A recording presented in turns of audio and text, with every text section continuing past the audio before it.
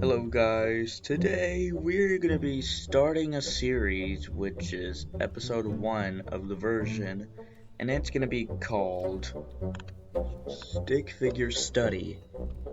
And no, I was not intending on making it sound like history class for stick figures, but unless if you're really interested in the stick figure history or studying, then let's get started then. So we have two gemstones that we're going to be talking about today. This thing, which I have no name for, and the SARM. Now we're going to be starting with this thing.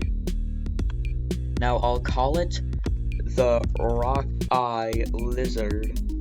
Actually, I'll call it the Rock Eye. The Rock Eye is some sort of pebble that you cannot notice, but it is a pebble that looks like a normal pebble to you, which is what it's called, the crust. The crust is some sort of rock formation that's around 3 centimeters deep, I would say. I don't know, not an exact measurements, but it is what I will say. Now the purple part is where the crystals come in. It goes way deeper in there, and then what it's called is the crystal magic. It's where the magic from the center gets released out if it's messed with too much. And now the center is this yellow cylinder little thingy that's a hexagon, and it is mostly called the magic nucleus, is where all the magic comes from. We would say that this magic rock, or the Rock Eye, is where it formed to turn into some mysterious element because the core just couldn't handle it and imploded on himself, which caused all the magic to surround the rock and turn it into something completely different, into some purple magic core. It's where Roboti, which you will see soon in other videos, is where it is controlled by. This core is made of an unknown element. Not even I know what it is. And it is because all the magic inside, you can think of every magic type, and this core would be more powerful than it, because it has pretty much god powers. It has the ability to not, possess anyone, but it does have the ability to pick up objects and turn it into a person. So let's say if you had some soda can, and yes, it does say Dr. Bubbles, but it's supposed to represent Dr. Pepper. Whatever it is. Anyways, let's say if you had a can of Dr. Bubbles, right? Well, this core could pick up the object and go inside the object, like inside of its atom structure, and change it a bit, or to break pieces off of it to turn it into legs, arms, and head, and this main part is the torso. And it can make an object be a person. It can have a personality, like, let's say sodas. They get grumpy when you don't like them, but they do get happy when you like them. That's how sodas work, kinda. Now, you can see how this thing can turn into this thing, which can make objects go alive. It also has more abilities to summon a lot of objects, especially real-world objects, which we hadn't unlocked the timeline zone yet, or the timeline number, and we will get through that soon enough. So we've been through this, and now we're gonna get to this thing. And this thing we call the SARM crystal. Now, this SARM crystal is not a bunch of layers. No, it is not a bunch of layers. But it is at least a star-shaped crystal, kinda like a star shape, but it's a star-shaped crystal it's a star-shaped crystal that has enough power to be able to make timelines exist in the stick figure world.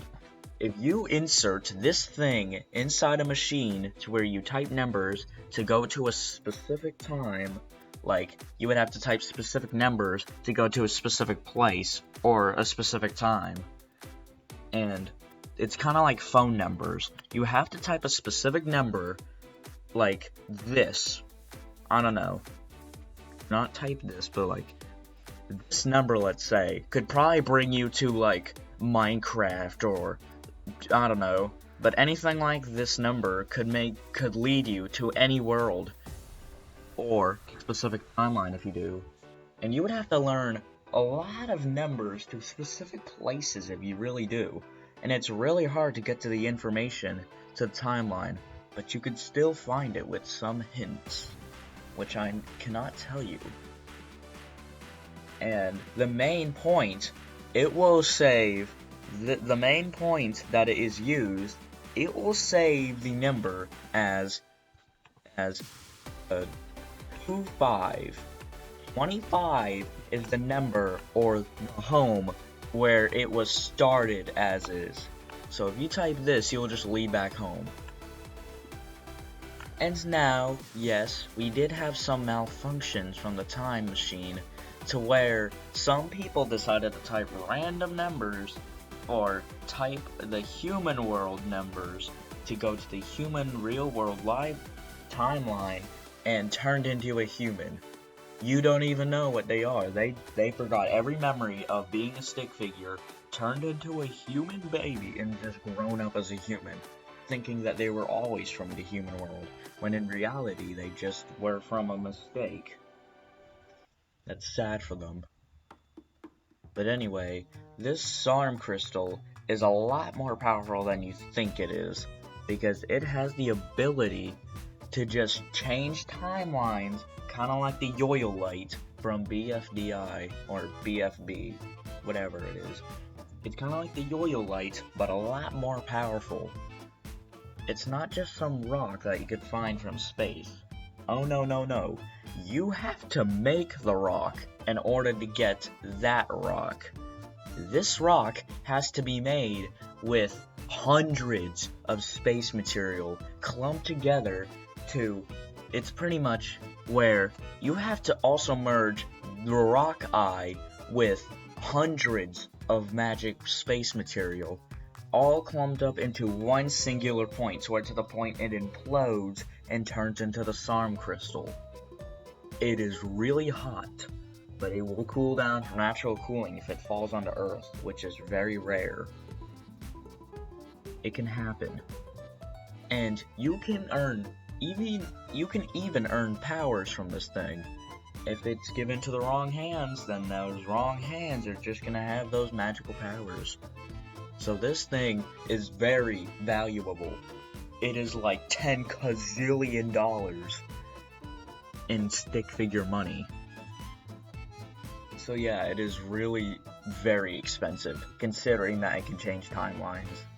So I hope I get to see you again, and see you on Stick Figure Study, Episode 2.